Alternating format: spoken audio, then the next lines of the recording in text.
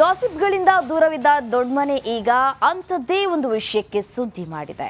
ಚಂದನ್ ಶೆಟ್ಟಿ, ನಿವೇದಿತಾ ಗೌಡ ಬೆನ್ನಲ್ಲೇ ದೊಡ್ಡಮನೆ ಹುಡುಗನೊಬ್ಬ ವಿಚ್ಛೇದನಕ್ಕಾಗಿ ಕೋರ್ಟ್ ಮೆಟ್ಟಿಲೇರಿದ್ದಾನೆ. ಆ ಕುರಿತ ರಿಪೋರ್ಟ್ ಇಳಿದೆನು.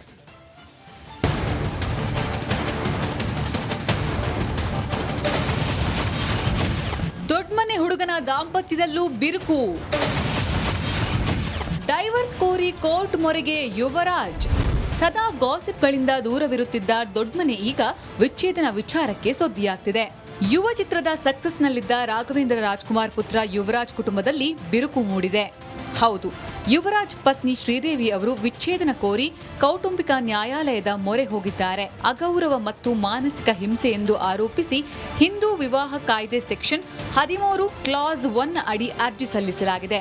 ಸಮನ್ಸ್ ಜಾರಿಗೊಳಿಸಿರೋ ಕೋರ್ಟ್ ಜುಲೈ 4ಕ್ಕೆ ವಿಚಾರಣೆಯನ್ನ ಮುಂದೂಡಿದೆ.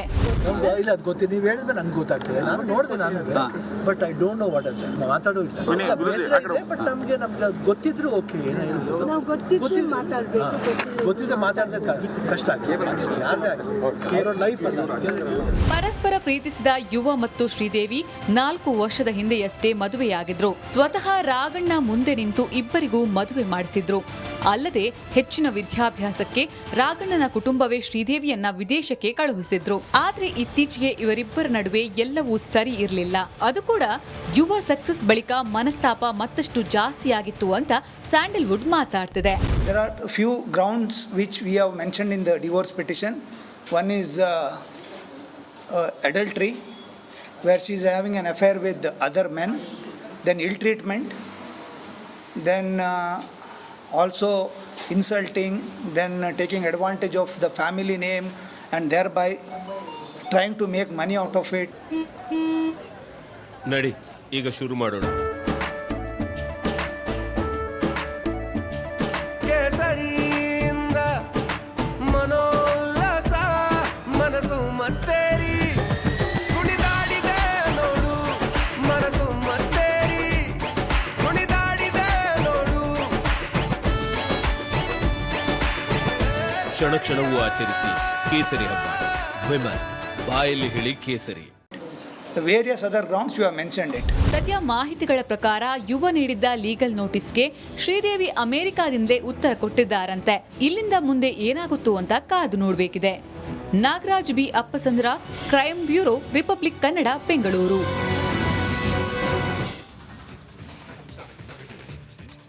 ಸ್ಯಾಂಡಲ್ವುಡ್ನಲ್ಲಿ ಡೈವೋರ್ಸ್ ಕೇಸ್ಗಳು ಮೇಲಿಂದ ಮೇಲೆ ಸುದ್ದಿ ಮಾಡ್ತಾನೆ ಇವೆ. ಈ ಮಧ್ಯೆ ಚಂದನ್ ಶೆಟ್ಟಿ ಮತ್ತು ನಿವೇದಿತಾ ಗೌಡ ತಮ್ಮ ಡಿವೋರ್ಸ್ ಮತ್ತು ಸೋಷಿಯಲ್ ಮೀಡಿಯಾ ಟಾಕ್ ಬಗ್ಗೆ ಸ್ಪಷ್ಟನೆಯನ್ನ ಕೊಟ್ಟಿದ್ದಾರೆ. ಆ ಕುರಿತ ವರದಿ ಇಲ್ಲಿದೆ.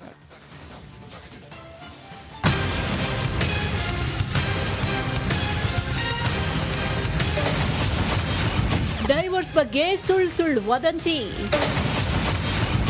ಹೊಂದಾಣಿಕೆ ಇಲ್ಲದೆ ದೂರವಾದ್ರಂತೆ ದಂಪತಿ. ವೈರಲ್ ಸುದ್ದಿಗಳಿಗೆ ಉತ್ತರಿಸಿದ ಚಂದನ್ ಶೆಟ್ಟಿ. ರ್ಯಾಪರ್ ಚಂದನ್ ಶೆಟ್ಟಿ ಮತ್ತು ನಿವೇದಿತಾ ಗೌಡ ಡೈವರ್ಸ್ ಆಗಿದ್ದೇ ಆಗಿತ್ತು. ಇಬ್ಬರ ಮಧ್ಯೆ ಸೋಷಿಯಲ್ ಮೀಡಿಯಾದಲ್ಲಿ ಸಖತ್ ಟಾಕ್ ಶುರುವಾಗ್ಬಿಡ್ತು. ಅಂತಹ 108 ಪ್ರಶ್ನೆಗಳಿಗೆ ದಂಪತಿ ಉತ್ತರ ನೀಡೋ ಕೆಲಸ ಮಾಡಿದ್ರು. ಆಲೋಚನೆಗಳು ಬೇರೆ ಬೇರೆ ಆಗಿದ್ದಕ್ಕೆ ದೂರ. ಇಬ್ಬರ ಒಂದು ಜೀವನ ಮತ್ತು ಜೀವನ ಶೈಲಿ, ನಾವು ಜೀವನನ ಅರ್ಥ ಮಾಡ್ಕೊಂಡಿರುವಂಥ ವ್ಯಾಖ್ಯಾನ ಬೇರೆ ಬೇರೆ ಇತ್ತು. ಸೊ ಹಾಗಾಗಿ ಅದಕ್ಕೆ ರೆಸ್ಪೆಕ್ಟ್ ಮಾಡಿ ಇವತ್ತು ಈ ಒಂದು ಡಿಸಿಷನ್ಗೆ ಬಂದಿರೋದು. ವಿಚ್ಛೇದನದ ನಂತರ ಪರಿಹಾರ ಪಡೆದಿಲ್ಲ. ನಿವೇದಿತಾ ನನ್ನ ಬಳಿಯಿಂದ ಜೀವನಾಂಶ ಕೋಟ್ಯಾಂತರ ರೂಪಾಯಿ ನನ್ನಿಂದ ಆಲೆಮನಿ ಪಡೆದಿದ್ದಾರೆ ಅನ್ನೋ ಒಂದು ವದಂತಿ ಹರಿದಾಡ್ತಿದೆ, ರೂಮರ್ಸು. ನಿವೇದಿತಾ ನನ್ನ ಹತ್ರ ದುಡ್ಡನ್ನು ಡಿಮ್ಯಾಂಡ್ ಮಾಡಿದ್ದಾರೆ ಅಂತ. ಇದು ಖಂಡಿತವಾಗ್ಲೂ ಸುಳ್ಳು. ಅವರು ಯಾವುದೇ ರೀತಿಯಾದಂಥ ಆಲೆಮನಿ ನನ್ನಿಂದ ಪಡ್ಕೊಂಡಿಲ್ಲ. ಅವರು ಅದನ್ನು ಕ್ಲೇಮ್ ಕೂಡ ಮಾಡಿಲ್ಲ. ನಾನು ಅವ್ರಿಗೆ ಆಲೆಮನಿ ನಾನು ಕೂಡ ಕೊಟ್ಟಿಲ್ಲ. ಮಗು ವಿಚಾರದಲ್ಲಿ ಯಾವುದೇ ಜಗಳ ಇಲ್ಲ. ಮೆನ್ಷನ್ ಮಾಡಬೇಕು ಅಂದರೆ it's just because mutual consent ನಾವಿಬ್ಬರು ಕಂಪ್ಯಾಟಬಲ್ ಇರಲಿಲ್ಲ ಅಂತ. ಮಕ್ಕಳು ಬೇಡ ಅಥವಾ ಬೇರೆಯವ್ರ ಜೊತೆ ಏನೋ ಲಿಂಕ್ ಮಾಡಿ ಅವ್ರ ಜೊತೆ ಫಾರಿನ್ಗೆ ಹೋಗಿ, ಅದೆಲ್ಲ ಸುಳ್ಳು.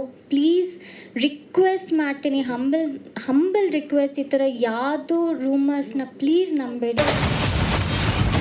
2023ರ ವಿಡಿಯೋ ಈಗ ವೈರಲ್.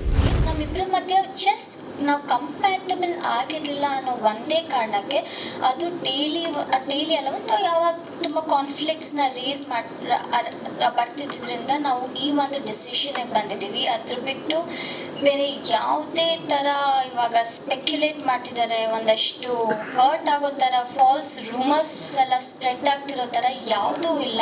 ಒಟ್ನಲ್ಲಿ ಸೋಷಿಯಲ್ ಮೀಡಿಯಾದಲ್ಲಿ ಸ್ಪಷ್ಟನೆ ಕೊಟ್ಟಿದ್ದಾಯ್ತು, ಇಬ್ಬರು ಡೈವರ್ಸ್ ಪಡೆದಿದ್ದೂ ಆಯ್ತು. ಈಗ ವೈರಲ್ ವಿಷಯದ ಬಗ್ಗೆ ದಂಪತಿ ಹೀಗೆ ಕ್ಲಾರಿಫಿಕೇಶನ್ ಕೊಟ್ಟಿದ್ದಾರೆ. Savita Ramachandra, metro bureau, Republic Kannada.